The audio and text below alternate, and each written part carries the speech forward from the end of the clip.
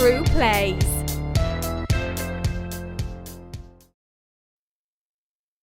Hello everybody, True Marvelous here, Million G Gamer. Welcome back to my Agent A Puzzle in Disguise walkthrough for the speedrun. We're at Chapter 3. Just a quick note about Chapter 3. My preparation for the speedrun is I make notes of how to progress through the game. And for some reason, my notes on Chapter 3 failed me. They just did not work at all. So I was kind of floundering around and doing things on the fly. So there's a lot of time in this chapter wasted, and because I wanted to present this video as a genuine attempt at what the speedrun was without any edits, I'm going to leave it as it is. What this chapter will have, it will have quite a lot of still inserts into it, just over the footage, just to show you what the solutions of the puzzles are, so you don't have to waste that time. And I will also put timestamps of when to skip to actually progress, so you don't have to, you know, fumble around like I did. Hope that makes all perfect sense. So again, if a speedrun helps you out, I'd appreciate you know, a subscribe. That would be very great of you. But enjoy the speedrun, and good luck with the achievement. So Chapter 3 of Ruby's Trap. Things start off pretty okay and then quickly fall apart with the block puzzle. So we want to start off by pressing the switch on the briefcase behind the handle, which reveals this puzzle, which is the same each and every time. I do enjoy these kind of shape location puzzles where you've got to maneuver them all around a very cluttered board, but this one was disappointingly easy. But just follow the on-screen movements and you will get this sorted out very quickly.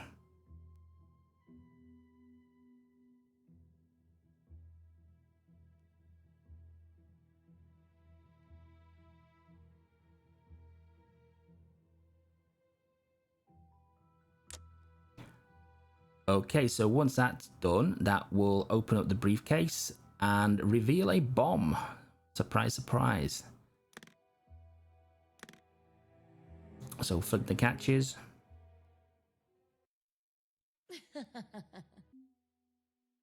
If you really are the best, And go to the panel on the right, which opens up. And I forgot to flick the switch there, but we will go back and do that. Ruby's note gives us the clue, which I got completely wrong and held me up a little bit. Flick the switch there. That reveals the left hand side. We get the, what does it call these things? Glowing objects. Get the glowing object, get the computer chip, place the computer chip on the right hand side panel. That opens up the first fuse that we need, or power cell as it calls them. Put the power cell into the slot, and that opens up 3 more compartments for us to play with and unlocks the first clasp for the button.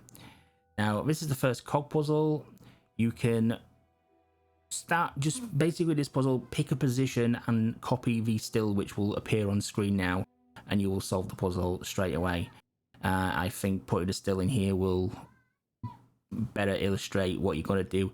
You can literally pick any point, just once you pick that start point, just follow it around as it shows on the still. Or you can you know, just watch the footage. Either way, it will be perfectly fine, because it still won't be on the screen that long. You'll need to pause it.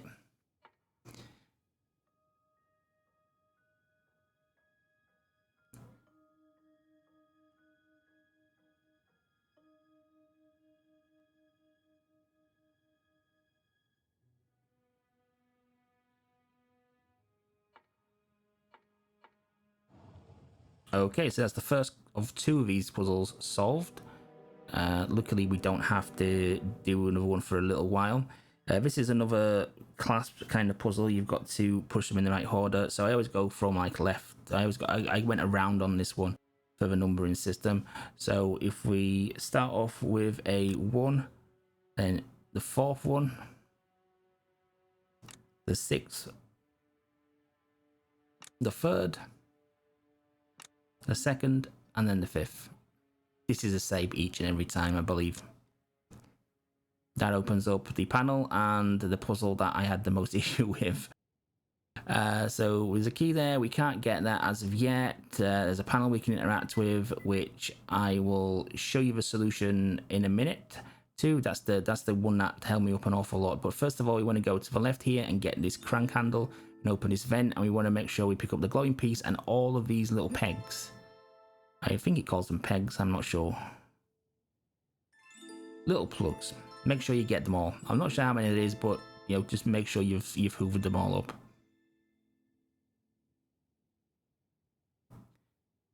So these are the puzzles that I got stuck on.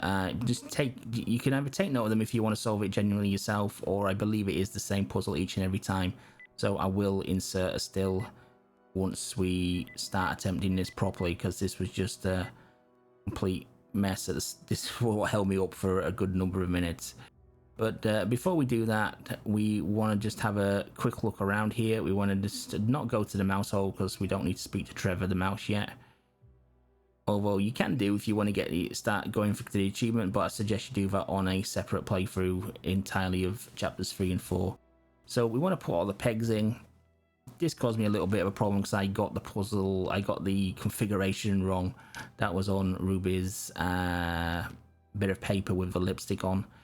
But this is the same each and every time as well. But for the time being, just put these in. This is not important at this moment in time. What you've got to do here.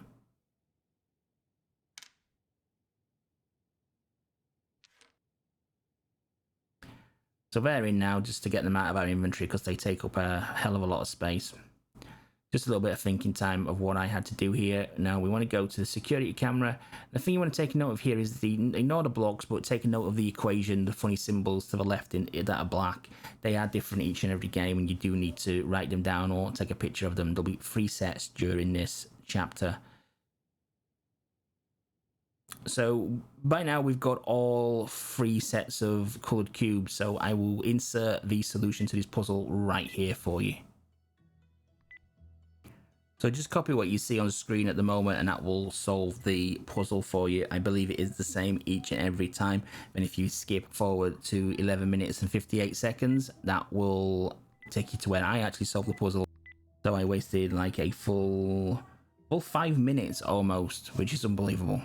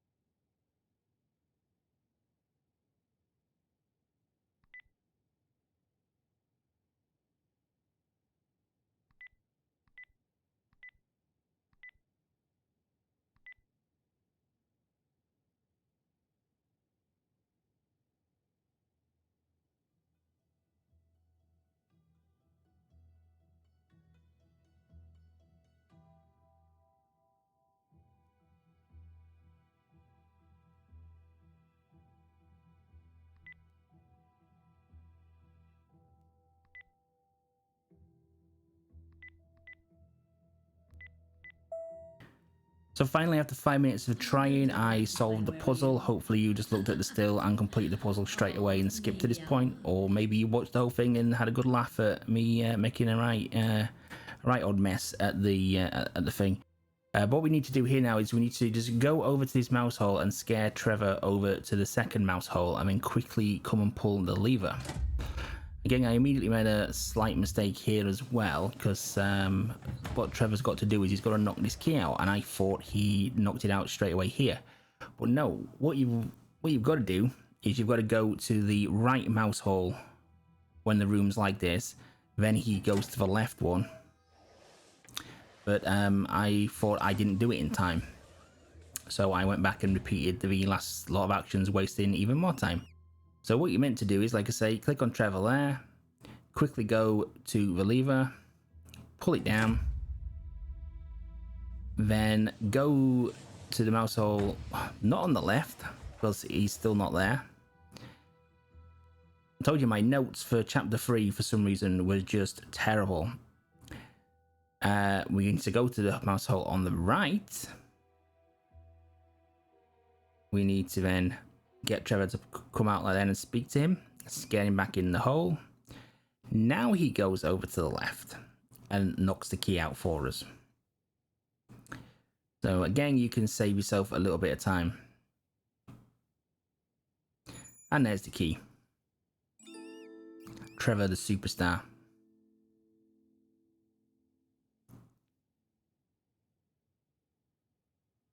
So with that key, we go over to the floor lock and use the key. Then we forget to turn the key and we get a second cog puzzle. So again, here I will put over a still of the solution. Again, you can start anywhere as long as you just copy the sequence in the correct order.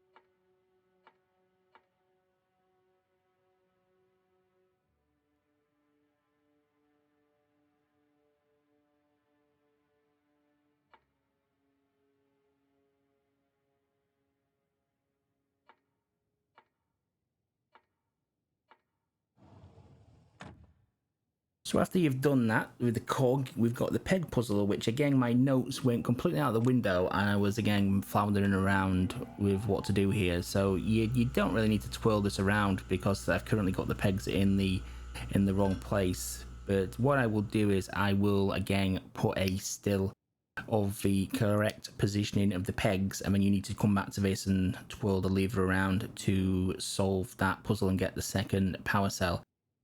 But most importantly, when you come back here, you need to get this red key.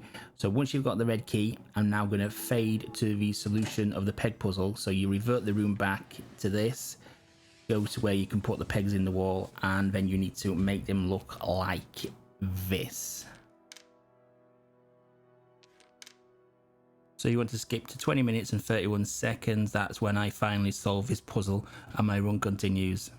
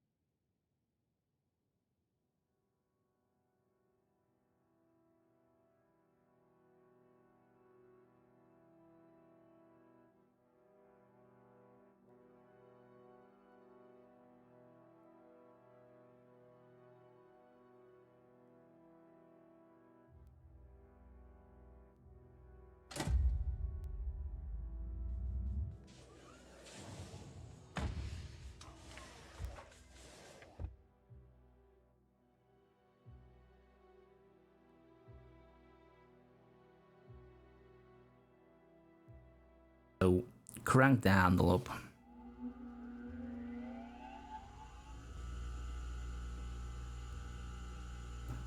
And this should hopefully unlock the power cell. Yay, there we go. 5 minutes too late, like, but hopefully you just copied what was on the still and got that quite easily and skipped to this point of the video. So we now have the second power cell. Brilliant. So go and put it in. Again, you don't really have to put it in. I don't think it makes any difference. The first one was important because it opened up the other compartments, but the second one I don't think brings anything to the table.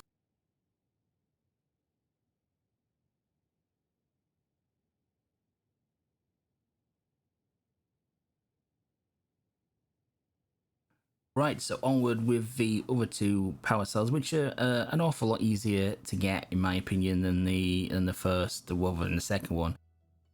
So we want to go down to this bottom right area here, and that's the equation table that gives us the key. I believe that the table is the same each and every time, it just shows different symbols, but we want to go in that compartment on the right. Once we've opened it with the switch, get the glowing object, as it calls it, and work out the equation that you would have got off the security camera with the symbols that you hopefully did take a note down of. If not, just go to the far left of the room and have a look what they actually were.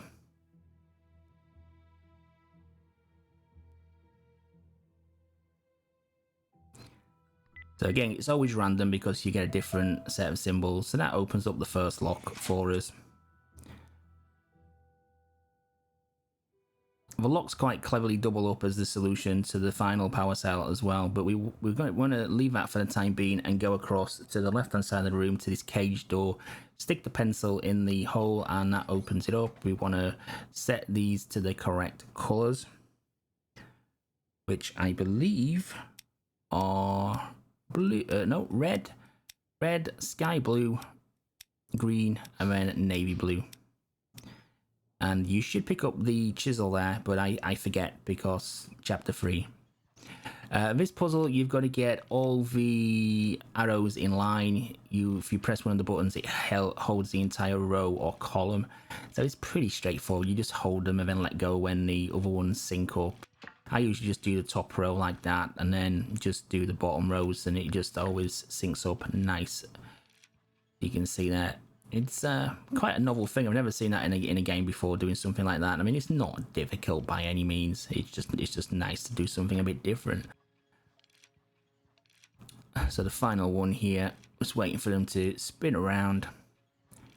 One more movement and they're all in line. Just have to wait for them to all point towards the right, and it's open. That prints out a second equation or set of symbols. You need to write those down, take a picture of them, or remember them, and immediately go over to the other side of the room and solve it. Now, you may have noticed on that equation table with what the symbols mean, what the value of the symbols are, there's two numbers that are missing. They're always the same. They're always 9 and 14. So like the up the arrow is 9 and the circle with a line down the middle is 14. They're always the same. Just the actual symbols that you need to add up, which are, or just know what the numbers are, which are completely different. So this is me just working out what the second code is there.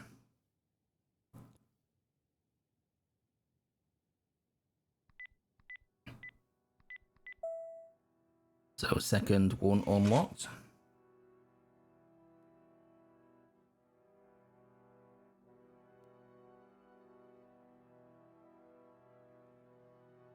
Now the final one, I'm just thinking like, where's the final one? Where's the last one? And then I'm thinking, oh, I forgot the chisel.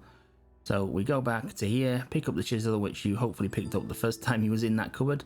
And we now need to switch the room back to get to the exposed bricks or the loose bricks.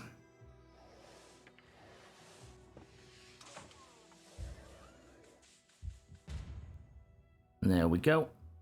Chisel the brick out, get another glowy object. And do remember to pick up the brick. Then we go around to the right of the pedestal. Place the brick on the button. Go right around to the left of the pedestal.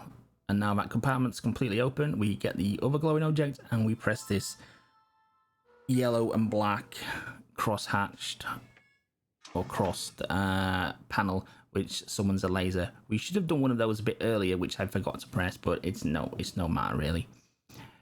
These lasers will be the key to the fourth and final power cell.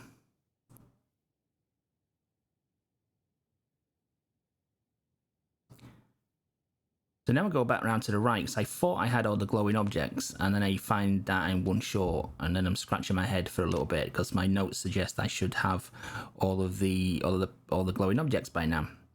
So I'm thinking, oh, what haven't I done? And then I realise I've still got the red key in my inventory. So we go back to the central bit of the pedestal, and we use the red key, which lo and behold reveals the final glowing object, which I should have got a long time ago. So back around to the right, put the final glowing object in, and then a few things to do when this panel opens up. We need to firstly open up again the yellow and black crossed panel, which spawns another laser for us. We then get forcibly ejected from that panel because of the cutscene and the laser coming out, so we need to head back, which I seem to have a bit of difficulty doing. And then we need to firstly note the equation at the right hand side of the panel, which will include the two missing numbers symbols, which again I say are 9 and 14. And we also need to press that little middle grey thing, which pops up a little red kind of sensor, which looks like a kind of robot eye or a robot head. That's what we need to do there. So then we need to switch the room back around again so we can get to the console where we put the codes and where the table is where we work out what the symbols mean. We go back across there and work it out. But first of all, we press the last yellow and black even panel, which summons the third and final laser. We should have done that when we first went in there, but I forgot. So like I say, the reason it's 7 and 9 is it's from 5 to 7 is 2, so plus 2 onto 7 is 9, and again 8 to 11 is 3, 3 onto 11 is 14. That's why it's always the same. So then you put the code in without making mistakes like I do. I realised I pressed the wrong button, so just quickly ran through it because there's no delete button. Put the third code in, and that gives us the third power cell.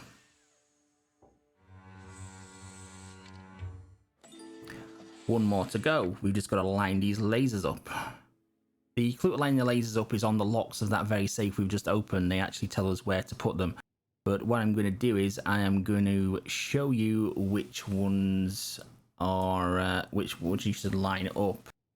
So I will put some stills over the screen here while we're messing around trying to figure out the solution to these lasers.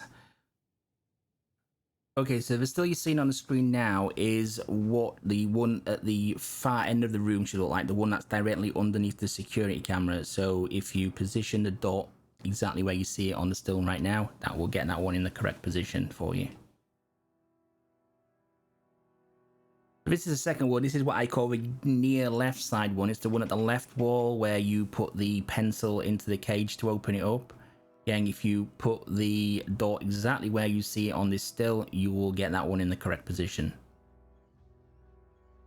And the final one, which I call near right, is the one at the side of the room where the equation table is. Again, put the dot exactly where you see it on the still, and it should trigger a cutscene which will let you get the fourth power cell. Feel free now to skip to 31 minutes, which is where I actually solved the puzzle.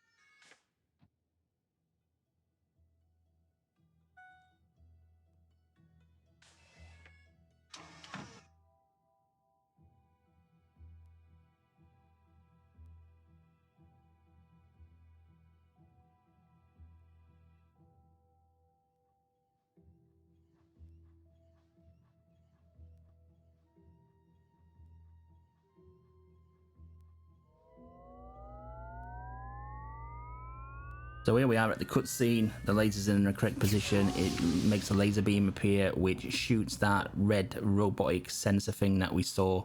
So we go back into that little compartment and we get the final fuse, and we've done chapter 3 basically. Go to the bomb case and put the 2 power cells in there, which does reveal the bomb after we press the red button.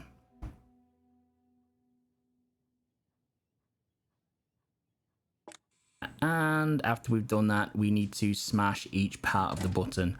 What I'm probably going to do, guys, as well, is I'm going to be doing these in episodic form, as you're probably already aware by hopefully you watched the first 2 episodes.